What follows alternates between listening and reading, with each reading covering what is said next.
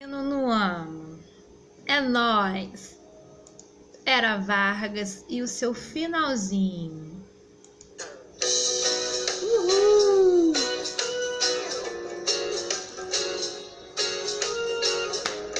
Vargas era ou não era estratégico?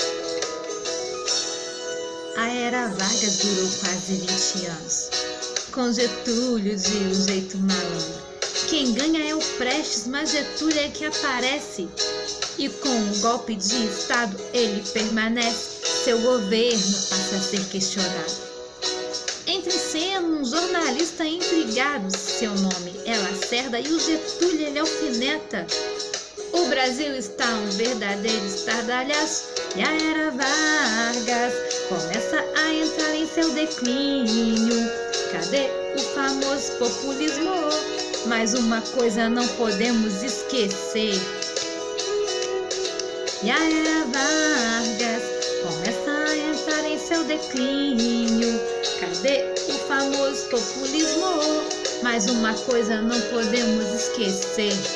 Ele criou a CLT, Consolidação das Leis Trabalhistas. E assim a gente vai entender como é que foi o finalzinho da era Vargas, né? Vargas fez muita coisa, tá? E Getúlio para a história entrou. A pressão ele não aguentou, deixou o seu legado e até hoje é lembrado pai dos pobres, mãe dos nobres, isso não é questionado. E em agosto de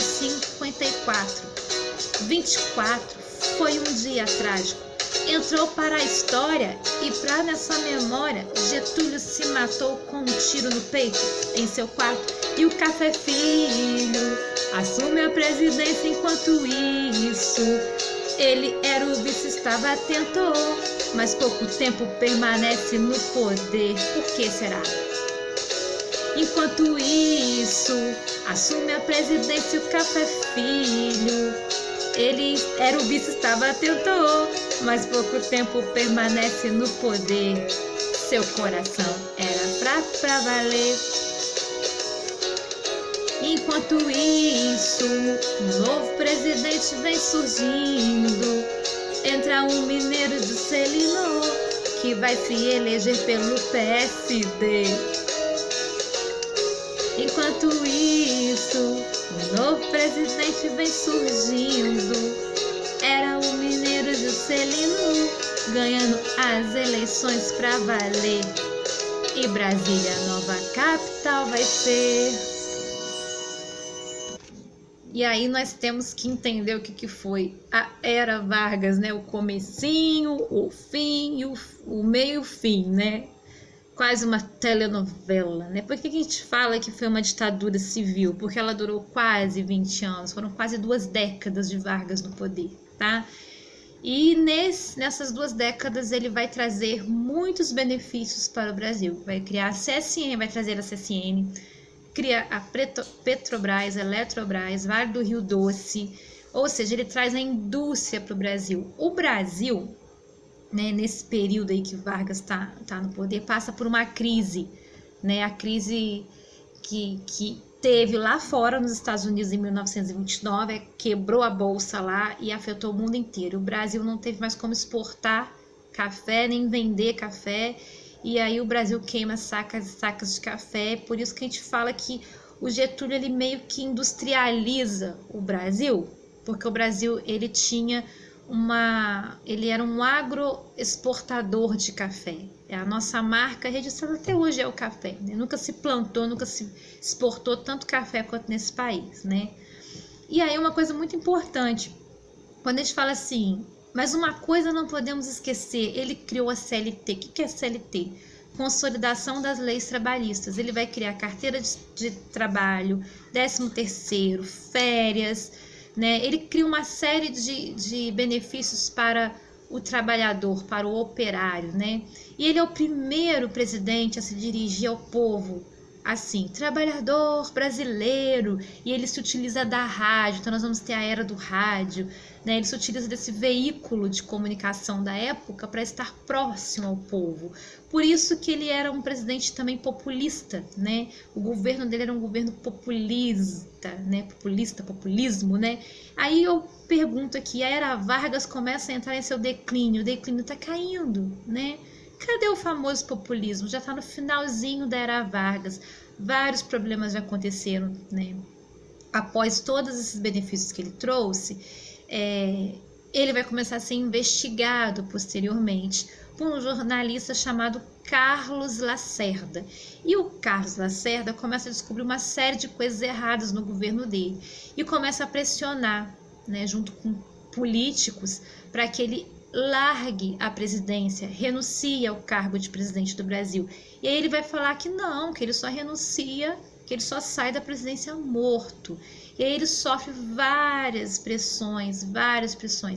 Lembrando que ele é um senhor de quase 70 anos de idade, então ele já estava também, né, com uma carga de vida, com uma bagagem ali bem arrastada, né, bem cansado. Fora 20 anos do poder de um país, quase 20 anos, né? E aí, uma coisa a gente não pode esquecer, né? Ele entra para a história, né?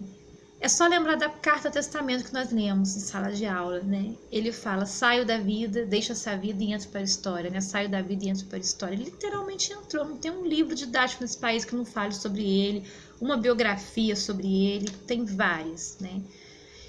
E aí, em agosto de 1954, no dia 24 de agosto de 1954, ele resolve tirar a própria vida com um tiro no peito, né, cumprindo o que ele disse, só saio da presidência morto, né, e ninguém precisou matar ele não, ele mesmo se matou, ou seja, ele mesmo deu cabo da própria vida.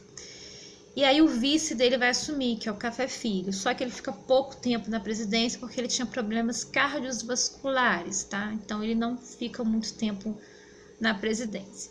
E aí nós falamos um pouquinho no final da música sobre o Juscelino Kubitschek, que é o presidente que vai instituir o Plano Piloto 50 anos em 5, que é construir Brasília, a capital do Brasil, que até então a sede era Rio de Janeiro, agora vai ser transferida para Brasília, só que vão levar 5 anos para isso acontecer.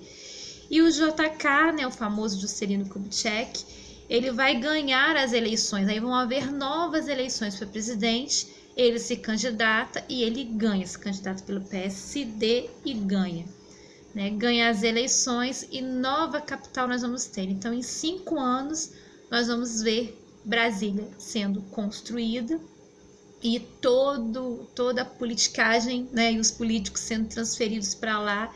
E é aquela coisa maravilhosa que a gente vê na televisão, lá no nosso Congresso, né? Nossos políticos lá trabalhando pra caramba, né? Como eles trabalham, né? Nossa, eu fico impressionada, tô brincando, né?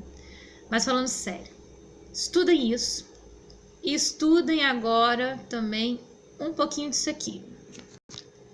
Revolução Cubana, Revolução Chinesa, tá?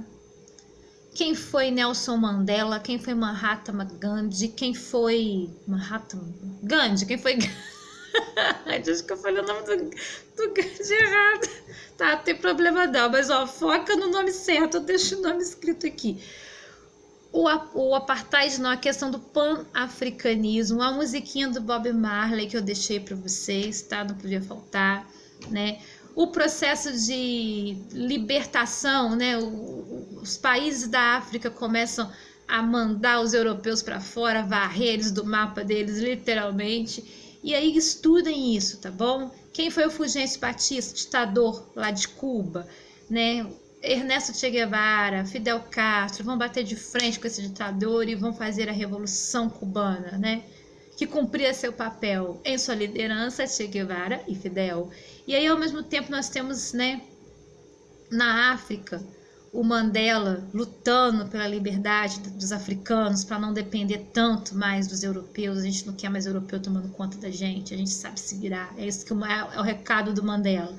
E aí, ao mesmo tempo, também nós temos O discurso de Martin Luther King lá na América do Norte, nos Estados Unidos, um negro que está lutando contra a segregação racial, que negros e brancos, né, não dividiam o mesmo espaço. Ele fala: o que é isso, né? Nós somos iguais, né? Aí ele vem com seu discurso I have dream, eu tenho um sonho, né? E a Guerra Fria, né? A Guerra do Vietnã, que foi, né, um dos símbolos da Guerra Fria, né? A menina vietnamita. Vamos estudar, galera. Só estudando, tá bom? Um beijo, um queijo, boa prova para vocês. Amanhã, dúvidas vocês vão deixando aqui e amanhã eu tiro o que der para tirar de dúvida, tá bom?